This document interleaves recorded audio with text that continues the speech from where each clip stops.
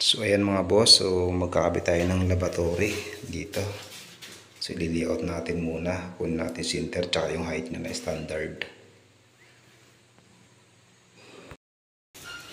Magandang araw sa inyo mga kamaster. So ngayong araw activity natin, so magkakabit tayo ng lavatory. So i-layout muna natin. So natin yung living bar niya. Tapos bigyan tayo dito.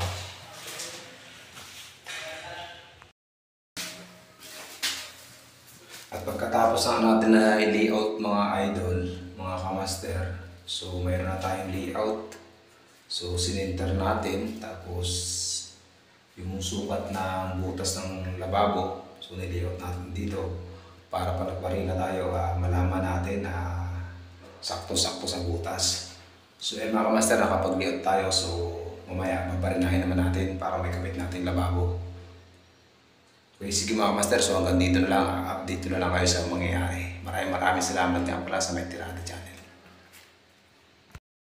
Good morning mga kamaster, day 2 ng ating pagka-install ng lavatory. So ipapakita ko sa inyo mga master yung ating pag-assemble ng ating lavatory. So kung makapansin nyo mga kamaster, so ito yung ating ginawa. Yan, napaka-ayos. Tsaka dapat mga kamaster, yung pagkabit ng silicone talagang pulido dapat. Yung para wala siyang parang hindi siya halata na nilagyan ng silicone. So ayan mga kamaster, so bali dalawa yung ating nakabit na lababo dito at saka doon. So meron pa tayong kulang na isa. So update ko lang kayo mga kamaster sa ating ginagawa. So by the way nga pala, May Tirada Channel, welcome back to my YouTube channel. So kamaster, nandito tayo sa pangalawa natin kakabit na lababo. So wala pa siya. So binutasan lang muna natin siya mga kamaster, tapos lalagyan natin ng pinaka-tox. So bigyan ko na kayo ng tips mga kamaster sa pagkabit ng lababo. So ang gagawin nyo mga kamaster, tampiran nyo muna. Gamitan nyo ng concrete nail. Yan, gamitan nyo ng concrete nail. Yan, papakita natin sa inyo. So ayan, so gagamitin nyo muna mga kamaster ang concrete nail. For example, may marking to, tatampiran nyo muna, tap. Tapos, saka nyo barinahin para yung barina hindi siya gumalaw at hindi mabasag yung tiles para pulido yung pagkakagawa nyo. Kung saan yung may marking, doon lang yung mabubuktasan yung mga kamaster. Kaya dapat, pag kayo nagkakabit ng lababo, kunin nyo muna yung height, yung sukat ng butas ng lababo, at saka yung center ng pagkakamitin nyo ng lababo. Tapos tatampirin yung mga kamaster para yung pambarina nyo hindi masira yung tiles. So yun lang mga kamaster, ang tips ko sa inyo sa mga baguhan lang sa magkakabit ng lababo. At abangan nyo ako at ikakabit natin yung isang lababo.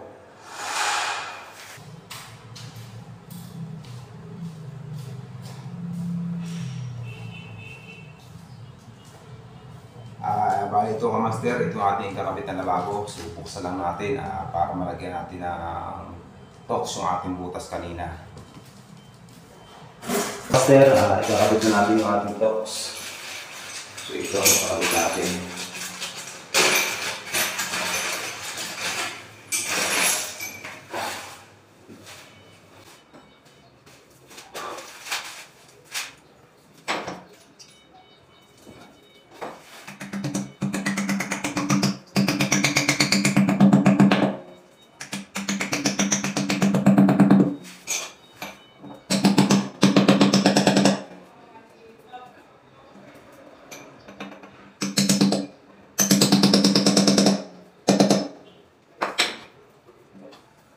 Pagkatapos natin yung tox mga kamaster, so bibila natin. So dapat na rice rin. Yan, so magpapal natin ng lababo. So panoorin nyo.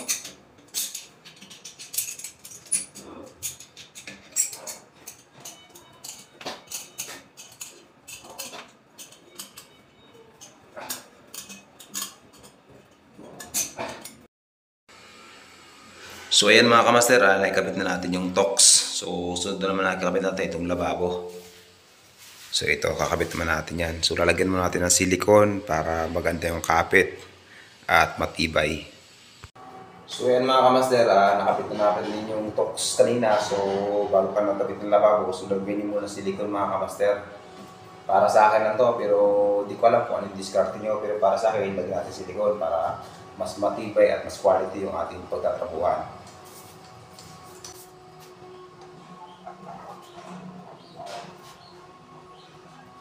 So yun mga master, lagyan nyo lang, paikot. So ganyan nyo lang para masarap kumakit sa wool.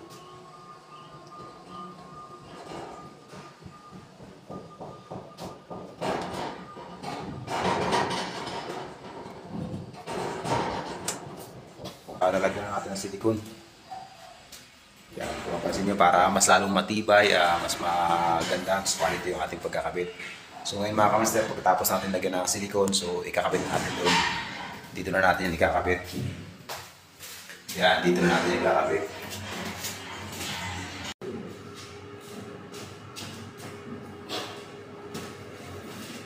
So, lagi ko inulit sa inyo mga kamaster, dapat lagi kayong maingat dahil installer tayo. Kung nabasag to, so charge sa atin. So, ingat lang talaga.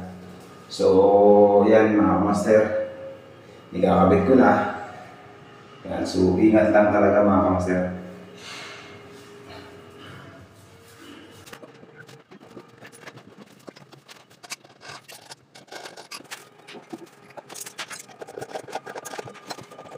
Wala akong sasabihin ng barang sa akin at masujik at sakit. Hindi natin.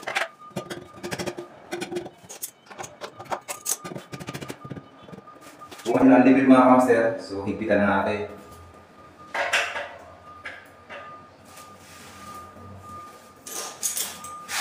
Ngayon naman mga kamaster, magkakabit tayo ng silicone.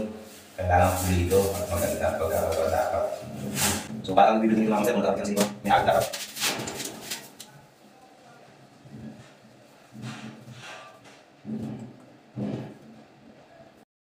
So finally mga boss, mga kamaster, so naikabit na rin natin ng maayos at pulido yung ating pagkakabit ng ating lavatory. So ayan mga kamaster, so yung ating pagsisilikon talaga naman pulido natin. Wala siyang lampas-lampas. Yan. Okay, sige mga kamaster, so hanggang dito na lang ang ating munting vlog at maraming salamat sa lahat ng nood ng tutorial ng ating vlog. At welcome back to my YouTube channel. By the way nga pala mga kamaster, may Tirada channel.